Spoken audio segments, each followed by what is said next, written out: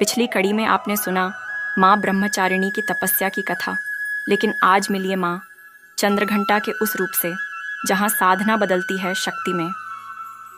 नवरात्रि के तीसरे दिन पूजा की जाती है माँ चंद्रघंटा की। इनके मस्तक पर अर्धचंद्र के आकार की घंटी सुशोभित होती है, इसी कारण इन्हें चंद्रघंटा कहा जाता है। यह स्वरूप शक्ति और वीरता का प्रतीक है। कथा के अनुसार जब माता पार्वती का विवाह भगवान शिव से हुआ, तब उन्होंने इस रूप को धारण किया। विवाह के समय भगवान शिव अपने गणों, भूत प्रेतों और योगियों के साथ असाधारण रूप में पधारे थे। उनका यह विचित्र स्वरूप देखकर माता पार्वती के माता पिता और परिजन भयभीत हो गए। तब माता ने चंद्रघंटा का उग्र स्वरूप धारण किया और सबको आश्वस्त किया। उसी समय से यह स्वरूप माँ दुर्गा के तीसरे अवतार के रूप में पूजित हुआ। माँ चंद्रघंटा का स्वरूप अत्यंत दिव्य और तेजस्वी है।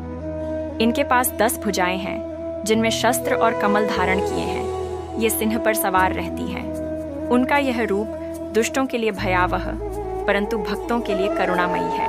कहा जाता है कि जब भी असुर या दुष्ट शक्तियां धरती पर उत्पात हैं, तो माँ चंद्रघंटा सिंह पर सवार होकर युद्ध भूमि में उतरती हैं और शत्रुओं का नाश मचाती करती है।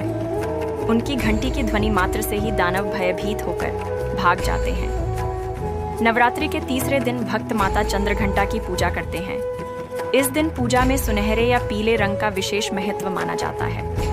भक्त उन्हें दूध, मिठाई और फल अर्पित करते हैं। मान्यता है कि इनकी आराधना से जीवन में साहस, शौर्य और आत्मविश्वास की प्राप्ति होती है। जो लोग भय और नकारात्मक शक्तियों से परेशान रहते हैं, उन्हें माँ चंद्रघंटा की पूजा अवश्य करनी चाहिए। माँ चंद्रघंटा यह संदेश देती हैं कि सच्चा भक्त कभी भयभीत नहीं होता। अगर जीवन में अंधकार या कठिनाइयाँ आती हैं, तो हमें साहस और विश्वास के साथ उनका सामना करना चाहिए। उनके चरणों में बैठकर साधक यह सीखता है कि हर विपत्ति को मात देने के लिए भीतर की शक्ति को जगाना आवश्यक है।